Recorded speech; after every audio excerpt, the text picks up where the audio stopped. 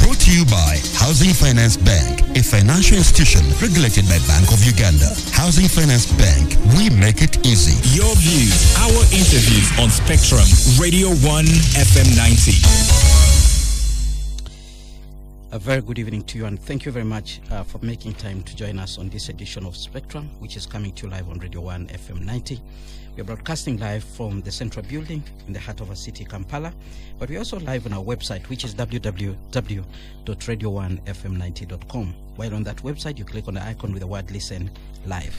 Radio 1 is also broadcasting on the different radio listening apps, TuneIn, Afro Mobile, your TV channel, Radio Garden. Those can be obtained from the Google Store of your smartphone. Download any, look for Radio 1 FM 90. And as long as you have an internet connection, you'll be able to listen to this radio station from anywhere across this globe. We're also live on DSTV. Our audio channel there is 897, and on StarTimes, our audio channel is 97. Today we'll be talking matters insurance, and we'll be looking at the role of insurance brokers in the insurance market. Well, we know very well that the insurance sector is one of those that has been pushed over the years because of its relevancy in different aspects in terms of business and even the many risks that we continue to face every day. But there has always been that complaint about a slow uptake. Very many of you out there do not understand the value of insurance, and therefore many of you have not yet embraced it. So today I have a team in studio here who will be helping us to understand more about this sector, but how insurance brokers can actually help you to address the concerns that you have, or even help you to get a policy that would address the risk that you are likely to face. In studio, Mr. Chris Bakesiga. He's the Chief Executive Officer of the Insurance Brokers Association. Good evening, and thank you very much for joining us on Spectrum, Mr. Bakesiga. Also in studio, Mr. Marcos Erimu. He's the Senior Research Officer, Insurance Regulatory Authority of Uganda. Good evening, and thank you very much for joining us, Marcos. Good evening. It's an honor. Right, my name is Kenneth Lukwagandason, your host, and please be part of this show. You can share with us your views, questions, or comments using the WhatsApp line, which is 0703-090-090. Let me begin with you, Marcos. Maybe a broad definition of insurance, and also probably talk to us how this sector is performing, at least for the last 2 years or so, if you can. Thank you so much, Kenneth. Insurance, I would define insurance as simply a risk mitigation measure where you pass on your risk to a third party at a consideration that is called a premium. I work with the Insurance Regulatory Authority of Uganda, and our mandate is simply to regulate and supervise the insurance industry. When you speak of performance, as at quarter 4 last year, the tentative performance that we have, the industry performed quite well. We came out with premiums of about 1.6 trillion. Non-life grew at about 4.5%. The life sector grew at a much higher speed at about 20%. And on average, the whole industry grew at an average rate of about 11.13%. So the industry is steady and it's moving. All right. But when you look at this growth, 11.3%, is it the ideal one, or we can actually do better? We can actually do better, yes. But 11.3% growth is not something. It's not a joke. It's a good performance. It's a good performance. Yeah. And probably for one to understand actually, why is insurance so important to them out there? Insurance is so important to them because risks are inherent. We are faced with risks wherever we are. So it is prudent that everyone out there covers these risks. Because as you're moving, you're faced with challenges. You can miss a step, you can be knocked by a border, and who do you run to?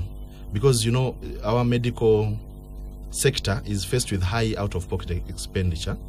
So you need a third party ready to come in. When such unintended activities happen, you need someone to cover you. Yeah, so insurance, that's when we kick in. Well, in your earlier explanation, you did mention non-life and life, and some people out there would be wondering what could be the difference between the two. Okay, generally the composition of the sector is broken out in a number of fields. We have the non-life insurance. These are basically companies that deal in insurance that is short-term, policies that are 1 year and below. Then we have the life insurance companies. These deal in policies that are 5 years and above. These are the long-term. We have what we call the HMOs. They are called health management organizations. These deal in insurance but run hospitals as well. We have what we call the brokers. These are intermediaries that represent the clients. We have what we call the agents. These are individuals that sell insurance. We have what we call the loss assessors. These come in at the time of claim. And we have the loss adjusters. These also come in at the time of claim. So the industry is broad and it's a bit technical, and I would not wish that today we take this direction of the very technical direction. I want to break it down to the lowest person. All right. Well, Mr. Bakesiga, Michaels here has talked about insurance brokers, which means you are one of the key players actually in this particular industry. So, correct. Who are you people? Oh, well, thank you very much, Kenneth. Insurance brokers, like he said, we are intermediaries and we represent clients. Our job is to go and talk to the clients, understand their needs, and then be able to approach insurance companies and present those needs. So while, like I was mentioning, while there are different intermediaries, agents will represent the insurance companies, the brokers. Our job is to represent clients. And what we do with that, we provide risk advisory services. I'll give an example. You may be a client, and probably you're dealing in clothes or flammable material, and you need a policy. You'll come to me, or I'll come to you, and I'll be able to break down everything for you. I'll advise you on which type of policy to take, what exclusions they are involved in there, what add-ons are involved in there. So I'll give you a broader picture, and then I'll present you options. As a broker, I can visit any insurance company on behalf of my client, which an agent can't do. An agent represents only one insurance company. So I'll get my client a wide range of options from which to choose. And the best is what the client will go with. So you are the middleman? Yes, I am a middleman, but a middleman with institutionalized kind of organization. In business, we hear they tell us to actually avoid middlemen because they sort of distort the price. They are professional ones. We are professional middlemen, and our work is actually by the book. All right. So what we do is basically by the book, and we follow it according to the regulations of the IRA. All right. Actually, if I may just chip in. Do you regulate these guys? Yes. Actually, indeed, I was coming to you. Because insurance is a very technical subject. And the way insurance is structured, it is sold rather than bought. So you need to convince someone. So because of this technicality in insurance, you really need an intermediary. This intermediary is not the same as the usual broker. Correct. That will help you find a house. No, this is a specialized intermediary that will give you risk advisory service, will help you do a needs assessment, and also select a product that suits your needs. So in insurance, we really work with these intermediaries for that purpose. All right. Chris, you earlier mentioned that, and actually Marcos has also emphasized it, that you do risk advisory. Yes, sir. All right. Let's imagine I'm a client. Maybe I'm in business. What do you look at before you actually advise me on what kind of policy I should consider? There are a wide range of things we look at. One, we assess your business. What kind of business are you into? What is the level of risk in this business you're involved in? It is very important to understand the level of the risk. And that guides our process of advising you. So, in so doing, I'll be able to provide a service to you that will help mitigate whatever risk you may be faced. Like I was giving you an example. There are very hard risks. And I will, for example, let's talk about marine insurance. Marine insurance. It's water transport. Yes, let's break it down. water transport. It is one of those risks where you're not certain your goods will arrive safely, or not? Where are they coming from? Which kind of vessel are they coming on? So we put all those things into context and then help advise you accordingly, but also, most importantly, provide you with the best possible option to take in order for you to mitigate the kind of risk. So in case anything happens, you may be fully covered without hesitation, and we'll make good to our word and make sure that we process your claim for you. All right.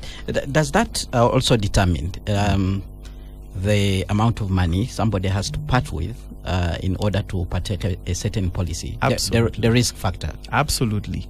The amount of premiums that you pay come into the picture depending on the level of risk that we are going to carry. A higher risk will most definitely attract higher premiums. That's a fact.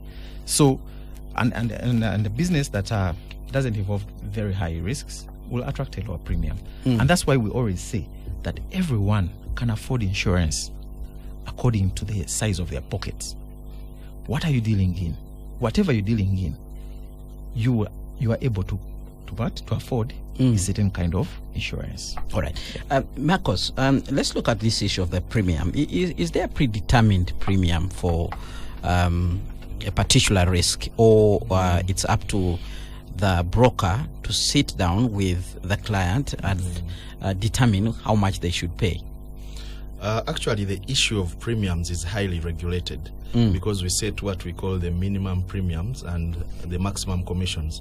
Commissions is what the brokers earn. The reason we set the minimum premiums is that so that we create a fair competition in the market. There's what we call undercutting. We want to avoid undercutting.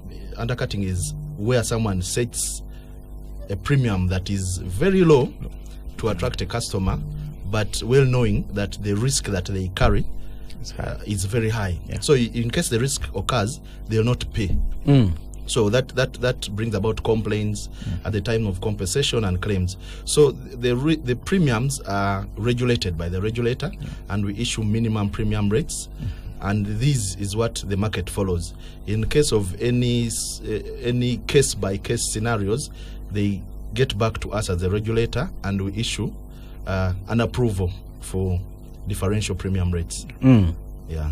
All right. Now, of course, when you talk about premiums, and there's a feeling out there that it's easier for people to actually pay premium, but very difficult for them to get compensated. And there is also another issue that often comes up wherever we are discussing insurance issues. People pay premium, and they can spend even 3 years or so without facing any risks, without any danger affecting their businesses. But insurance companies cannot even return a small percentage to that particular client. Do you look into those issues? Is there fairness, actually? I mean, if I'm giving you 50 million shillings and at the end of the year I have not faced any risks, you have not been called in to compensate me, but you still part with my 50 million shillings. Okay, thank you, Kenneth. That's a very interesting question, and we have been faced with that question a number of times. Like I told you, insurance is a very technical subject that works and relies on a number of principles, and there are certain principles that we operate by. But not to go into the technical part that I try to avoid, I'll give you an example. In your home, let's say you hired an askari, and you're paying him about 500,000 shillings a month, and you go the whole year without anyone breaking into your house. At the end of the year, do you ask him and say, "You man, you've been taking my money, give me back something, no one broke into my house," or you appreciate and say, "What I protected myself against has not occurred"? The challenge would be in that if the risk occurs and the insurer fails to pay a payable claim, that's when we come in. But for the issue that you're paying and it's not being compensated, not even a certain percentage. In non-life insurance, it's what they call, okay, I don't want to go technical. I don't know how I'll bring it out. Just bring it out. In non-life insurance, there is what they call, there's what they call Just mention Indemnity. it. Okay. Just mention it the way it is. There's a concept of indemnity. In case a risk occurs, insurer is supposed to reinstate you back into the position you are in. We are in. Yeah. I'm trying to think and bring this back into perspective. All right. Maybe what you're trying to say that the insurance say, company carries a much greater risk than you who is being insured. The money that the you're paying for the premium has an aspect of a risk aspect that is computed on the premium. So it factors in that in case this happens, because it's a pool, in case this happens, there is an amount that is allocated to compensate at the end of the period. But to handle that, there's what we call TACA-full insurance. Under TACA-full insurance, when your premiums are paid, at the end of the period, there's what we call risk, there's profit sharing and loss sharing. So if losses occur under TACA-full, everyone incurs the loss. And at the end of the period, if profits are accrued, they are shared by everyone in the pool. But we have not yet gone that direction. TACA-full is simply Islamic insurance. That's the principle, the Sharia principle of insurance. Is it coming here? Yes, definitely. It's coming. We are finalizing the regulation. All right. So it's definitely coming. Mr. Makesiga, I'm sure you have faced these questions in the field from your clients who keep on saying, last year I gave you 200 million. I didn't get any problem.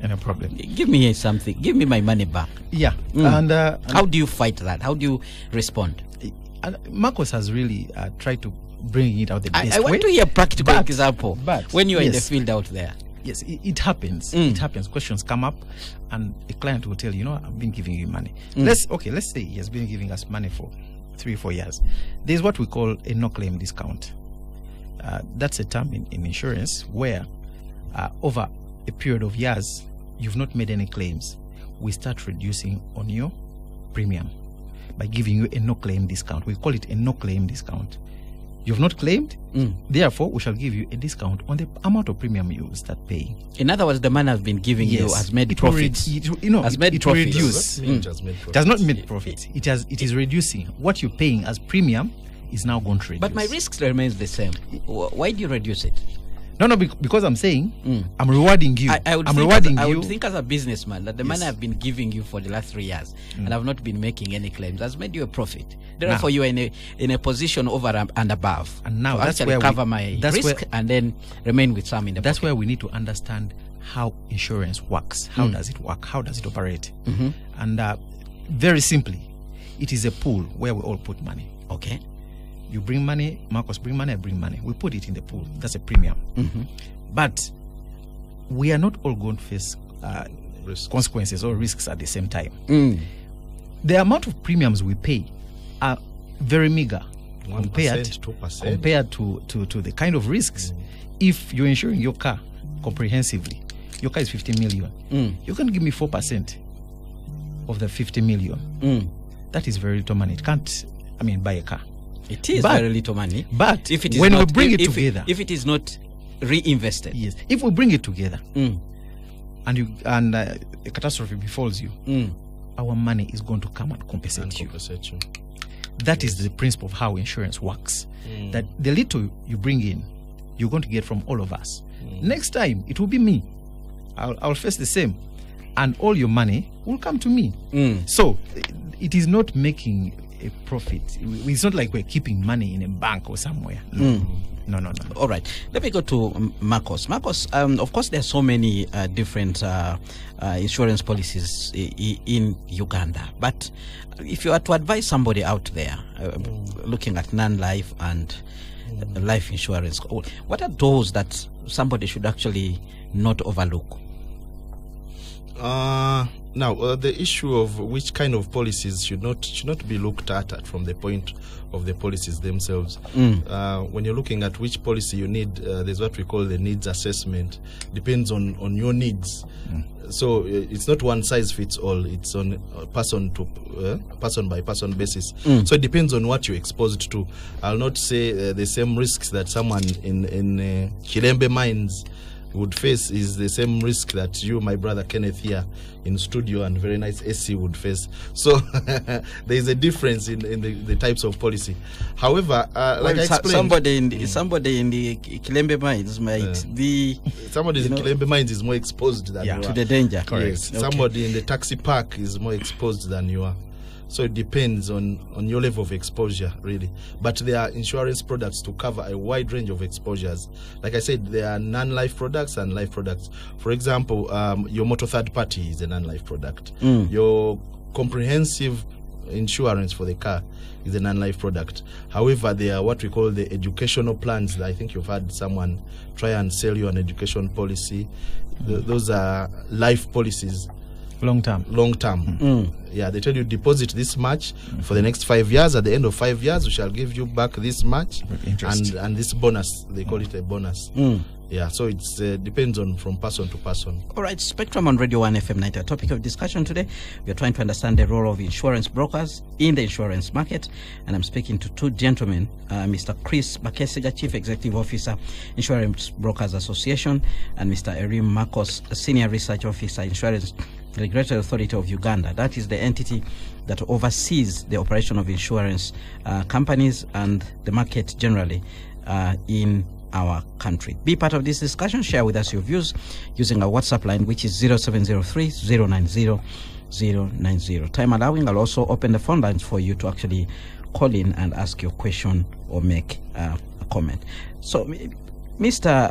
Bakesiga, what about you on the issue of the different insurance policies that we have? From your experience as an insurance broker, which one is more dominant in Uganda, and which one would you, for instance, I'll give you examples, maybe a parent or maybe an employee somewhere, or even a business person, the ones that are must be considered highly? Well, it all goes down to tastes and preferences and the need. But there are a number of insurance policies that our clients look out for in equal measures. Many people value medical insurance.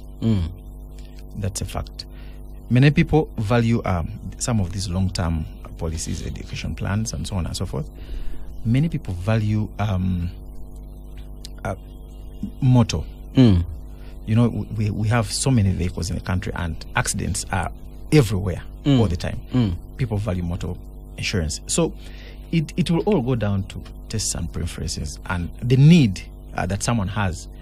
Someone can have a business, and it's all about making sure that all their businesses are fully insured and not compromised. So I wouldn't really point to a particular one and say this.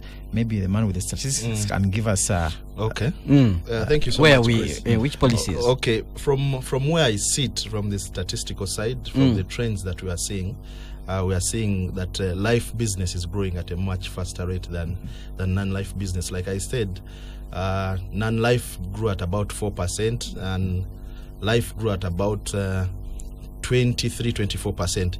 Now there's what we call bank assurance. These days people are buying insurance through the banks, and when I take a similar trend to the bank assurance chain, we shall look at non-life business doing about 20%, 22%, and life growing at about 78%. So that's an exponential growth. So from where I sit, I'm seeing Ugandans are starting to become more risk aware.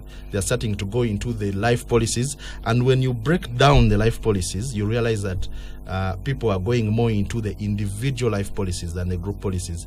Like I said from the start, I do not want to go technical, but somehow I'm inclined to go that direction. So when you look at the trend within the life business itself, more people are going for the individual life. That means people are paying actually from their pocket. No one is paying for them. It's not their companies paying for them.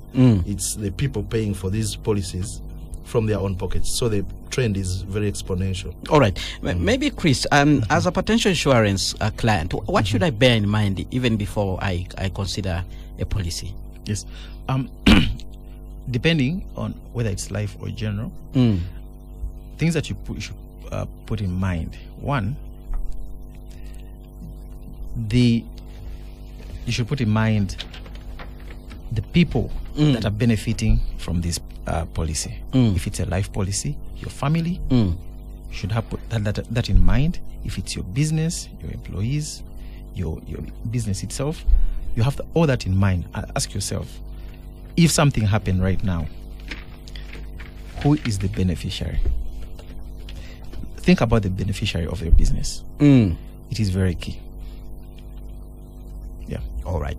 This is Spectrum on Radio 1 FM 90. We're going to go for a break now. When we return, these stakeholders actually have what they call the Insurance Week, which is coming up. We will be getting deeper there to understand what exactly is going to be happening. But we'll also be discussing the issue of low penetration or access to insurance information and policies in Uganda. What could be the hindrances? What are the issues that we need to address in order for this sector to actually perform much more, much better, beyond the 1.6 trillion premium that the Insurance Regulatory Authority has reported during this discussion. Stay tuned, Radio 1 FM 90. We continue after this break.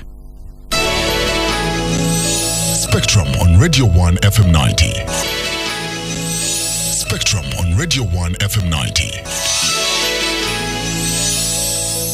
Well, thank you so much for staying with us on Spectrum, live on Radio 1 FM 90, live on our website, which is www.radio1fm90.com. We are coming to you live online via the different radio listening apps, which can be obtained from the Google Store to your smartphone. We're also live on DSTV audio channel 897, and Star Times audio channel is 97. My name is Kenneth Lukwago Anderson, your host. And my guest this evening, Mr. Chris Bakesiga, Chief Executive Officer, Insurance Brokers Association, Mr. Erimu Marcos, Senior Research Officer, Insurance Regulatory Authority of Uganda. And our topic of discussion today is understanding the role of insurance brokers in the insurance market. And this discussion is in the context of the Insurance Week that the regulator and the sector players have actually organized, partly to pass on information to you members of the public. Now, gentlemen, let's look at insurance penetration, and I'll come to you, Marcos. From time to time, I've heard people saying that insurance penetration is still low in Uganda. What are the issues? Insurance penetration. First, we need to understand what insurance penetration is. Insurance penetration is simply the contribution of the insurance sector to the country's GDP. So here we are comparing two figures, two animals. The 1.6 trillion that I spoke about, the contribution of gross written premiums from the industry versus the as much figure that we have at the GDP side. So the contribution to this low penetration, actually, by the way, our penetration is about 0.88%. 0.88%. Yeah. So our penetration is low because of a number of reasons. First, awareness.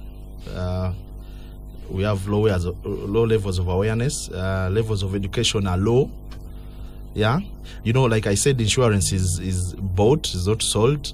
That means it's dependent on disposable incomes. So if people's disposable incomes continue being low, you expect that the penetration of insurance will struggle a bit, because people pay for insurance.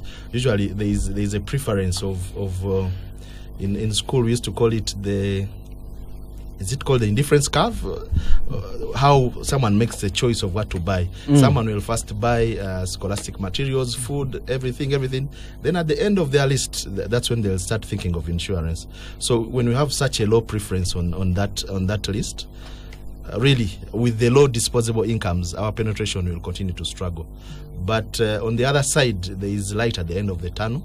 There are a number of interventions that will help us kick this penetration to levels that are much relatable to what we have around the regions.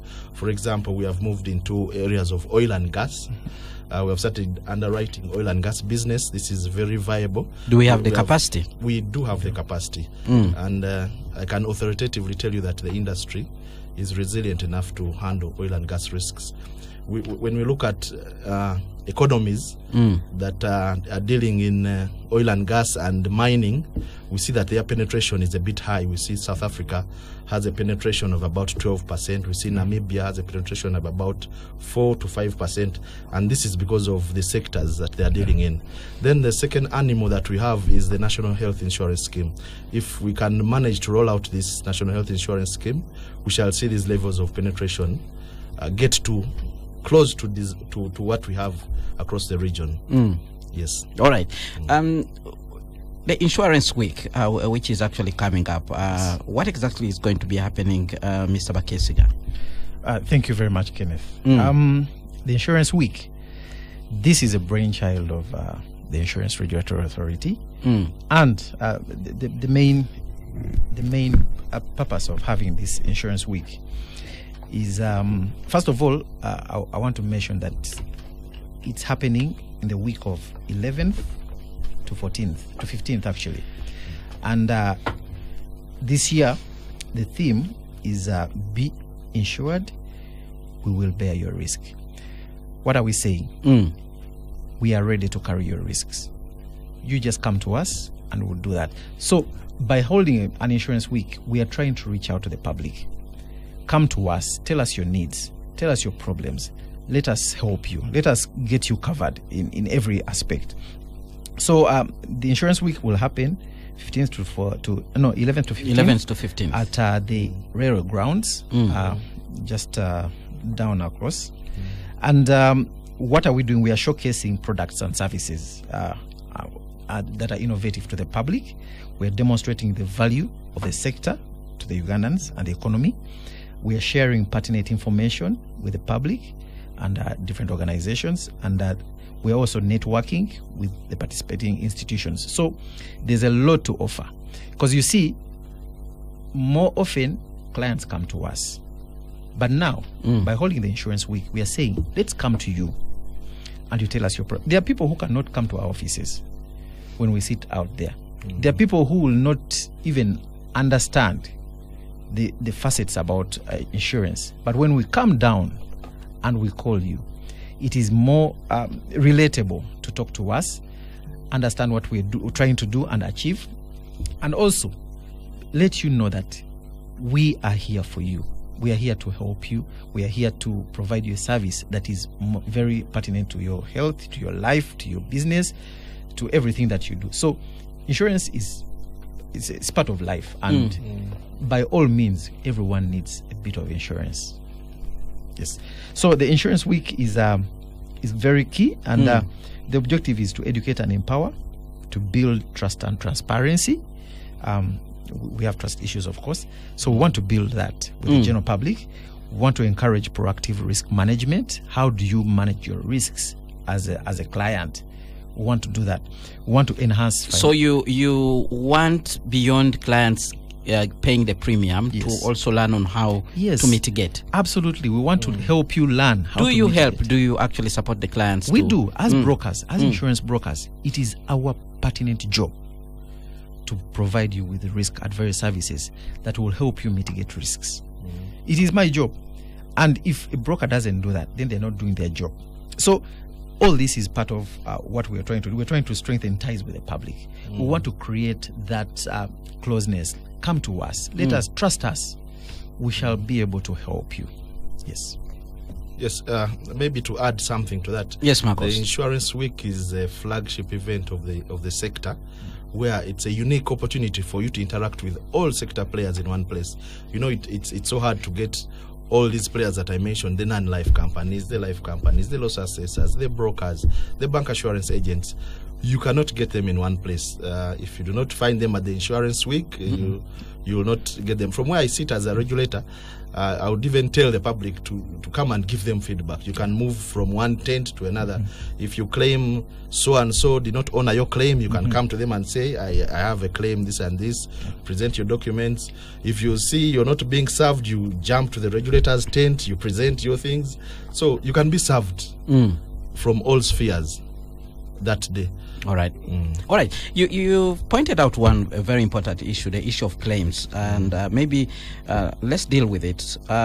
Imagine I am insured, and then I get into that loss, and I want to be helped, to be reinstated in the position where I was before I actually face that danger. How do I go through that process? Do I run to the insurance broker? Do I run to the insurance company? What are the steps that I need to take for me to successfully make a claim? Okay, thank you. Now, it depends on the acquisition mechanism that you use to get your policy. How did you acquire your policy? If you acquired your policy through an agent, you cannot claim through a broker. If you acquired through a broker, you definitely have to claim through a broker. If you went direct to an insurance company, you'll go direct to an insurance company. That said, there are a number of factors number of issues someone is supposed to know while going to an insurance contract. There are a number of things, and of those, if you allow me, I could mention a few. Please. For example, you're supposed to know how much you're paying. After knowing how much you're paying, you should know your cover. What are you covering? You not pay for a health cover and you want to do an operation in India, or you need to know what is actually covered. If you have medical, does your medical cover that which you perceive? Now, most times the problems at claiming are brought because of the perception of the client. They think that what they are paying for is something else, yet actually they are paying for something different. So it's important to acquaint yourself with the policy document, know your coverage, know how much you're paying, know how to claim, because the claim procedure is there. Know when to claim, so that you don't have instances where unpayable claims. You have what they call unpayable claims. People sometimes launch unpayable claims which are out of the contract. So you need to make sure that you only put in payable claims, and those ideally are already paid, because now as at Q4 last year, we paid about 45.53% claims. 45.53% claims of the gross written premiums. That means 45.53 is a figure close to 50%. So it means we are paying almost 50% of our gross written premiums in claims. So if someone is out there saying that they are not paid really, with this almost 50% being paid out, then they have a problem. Well, Bakesiga, let's look at the paperwork. How do I move the paperwork to actually get compensated? Okay. What do I need?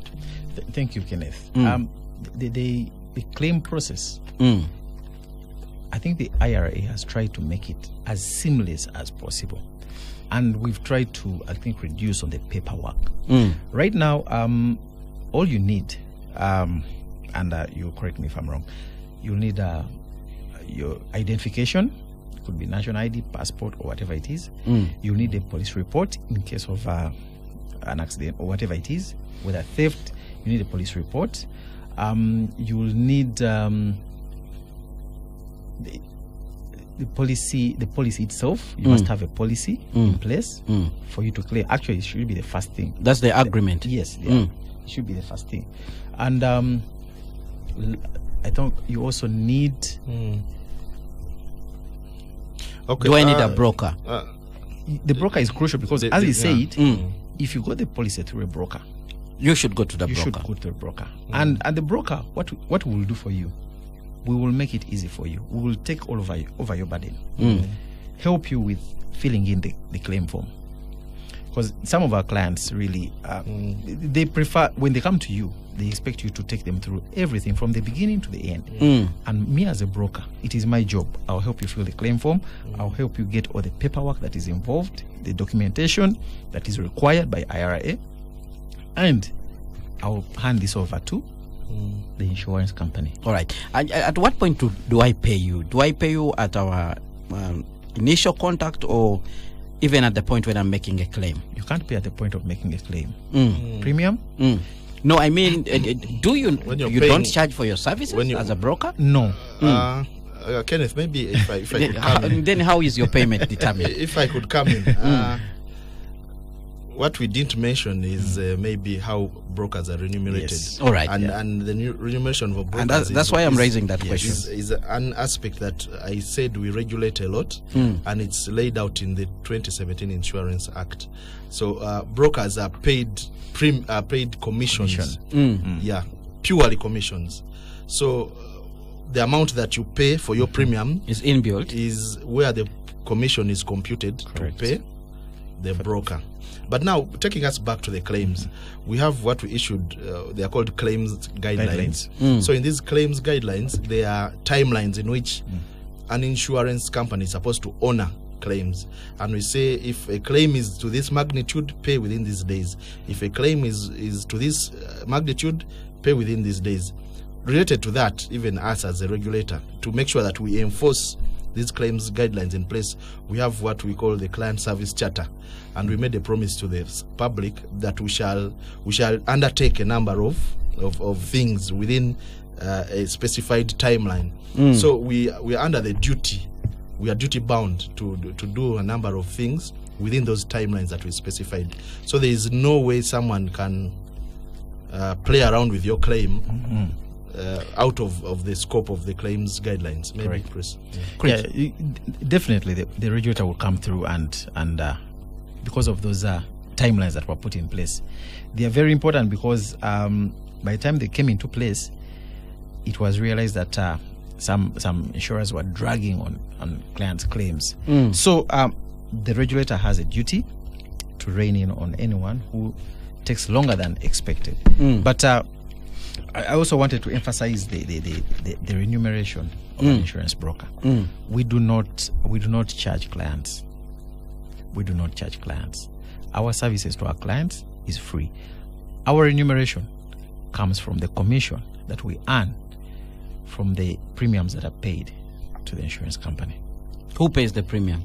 The client. How then do you say you do not charge a client? Yet you collect from the premium that they are actually paying. Okay, the premium, because I think after they pay the premium, the insurer gets that commission that we approved and hands it to the broker. To the broker. Yes. So ideally, in other words, when the insurer is determining the premium, they have to keep in mind that there's a broker. Of the broker. So the client pays you. Well, not directly. Not directly. Okay. They don't pay me directly. It's just like taxation, indirectly.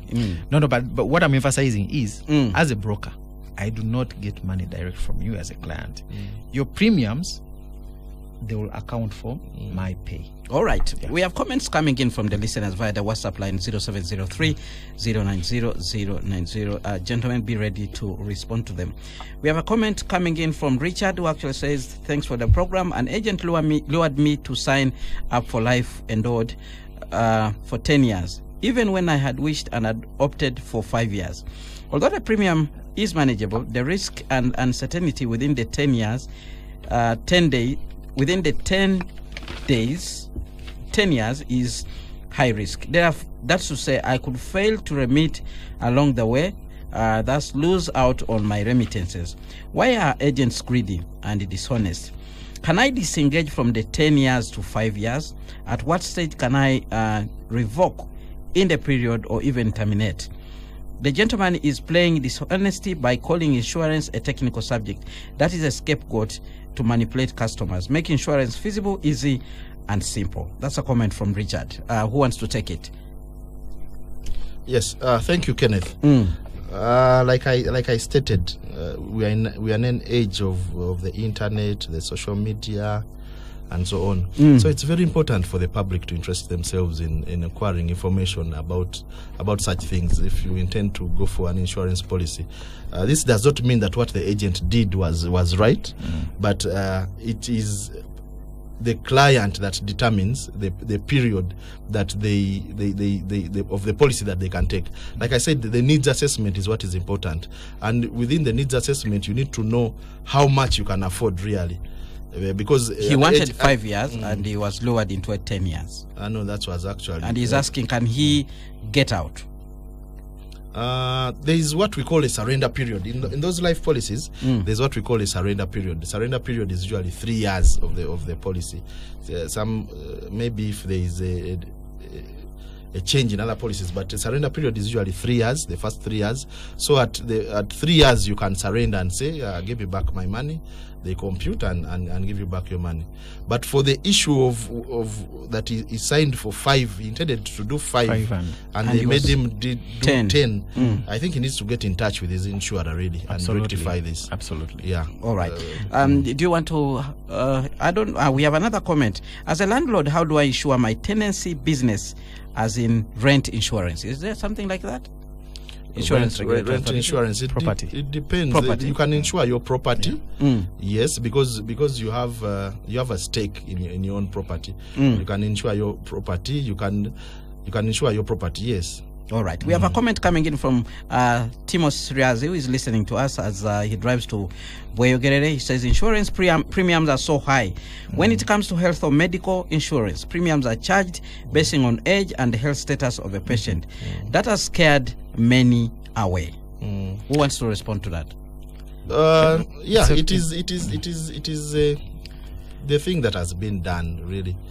They are what we call in the pricing of life products, they are what we call mortality tables, and these tables simply are a schedule of the different age and the risk factors associated with that age. So like what Chris submitted at the start, the premiums, the higher the risk, the higher the premium. The older you are. So in the same vein, the older you are, they assume that you are tending towards your so the risk is a bit higher.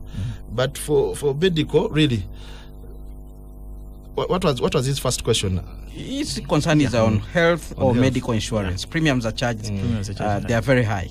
Yeah, that's how premiums are computed. Yes, that's the principle under which premiums are computed. Your but risk on the is market, higher if your health is not good. Yes, all right. But on the market, there are products that address the needs of senior citizens. All right. Yeah, there are some senior citizen covers, and these particularly target and price for the senior citizens. All right. So he should interest himself in some of those. Rico Andrew listening in from Tororo, he says insurance in Uganda is like throwing money into a deep hole because you pay money, but when you get an accident or motorbike, on a motorbike, you go there and they start asking you to bring things that you have never heard of. Bring witnesses, yet I got accident from the forest. And it makes you to imagine that they don't want you to be sorted out. Well, there's that feeling out there from this listener. I think, yes, that gentleman could be right in a one or not. The thing is, we've faced a number of fraudulent claims.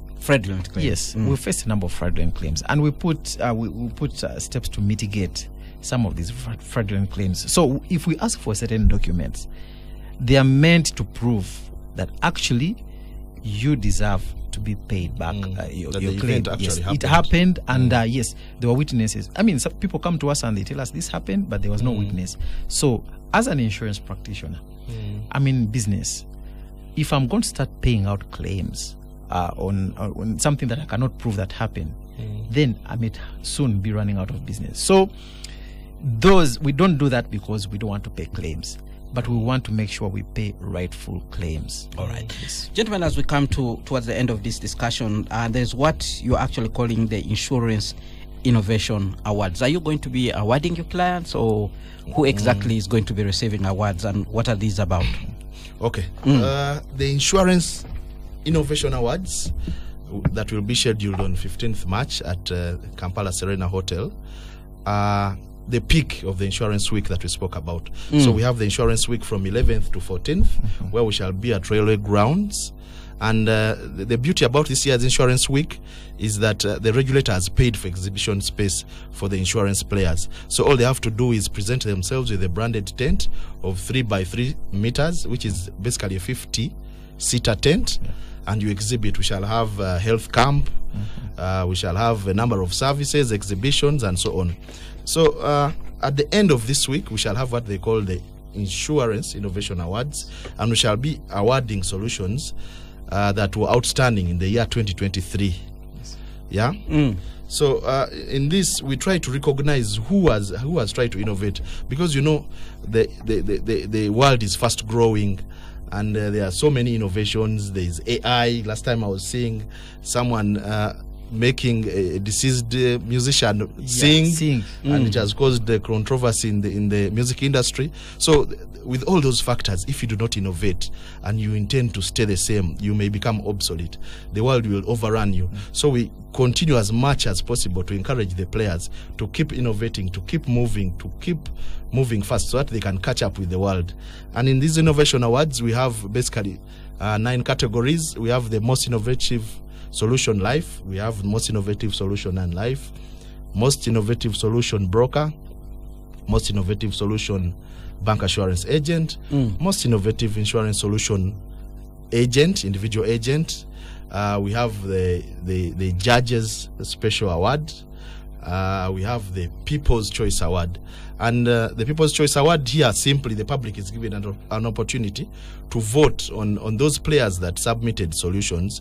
Of course, for you to be voted, you need to have taken part in this year's event. So there the public comes in to vote what they feel is the best, who has been the most outstanding in the year 2023. So it's a really huge event, and I would encourage the public to interest themselves. I would encourage the insurance players to take part in Insurance Week and prepare solutions to maybe submit those that have not submitted this year. This year is special in that we have new players. We have very good solutions. We have seen an improvement in the quantity of submissions. We have seen an improvement in the quality of the solutions presented for evaluation, and I think the industry is headed for good things. All right, let's get your parting shots as we come to the end of this show. You'll have the final say, Mr. Bakesiga. Thank you very much, Kenneth. My parting shots are two. One, I want to encourage everyone to come and participate in the Insurance Week. It's going to be very productive, and there's going to be a lot of learning to do.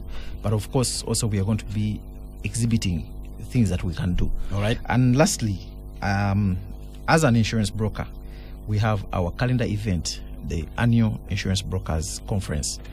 We're having this conference from 17th to 19th April. This time around, we are going to be in Mbale, this Mbale city. And our theme this time around is going to be adapting to the evolving business landscape. COVID never left us the same. All right. So we are trying to adapt. So I want to encourage the public to interest themselves in this conference. All right. We shall have delegates from across the region, and we will discuss very, very pertinent matters that help grow this economy. Marcus, just in 30 seconds. As we part, I would like to first recognize our partners that we're having on board this year. We have Case Hospital, we have Georgina Eye Clinic, we have Uganda Re, we have the Deposit Protection Fund, we have the Insurance Training College, we have the Uganda Insurers Association, we have Institute of Certified Public Accountants, we have Insurance Brokers Association of Uganda, all right. We have the Agro Consortium and the Innovation Village. All right.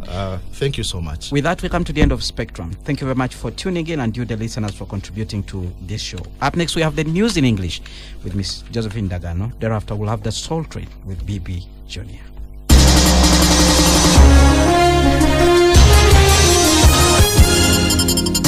Spectrum on Radio 1 FM 90.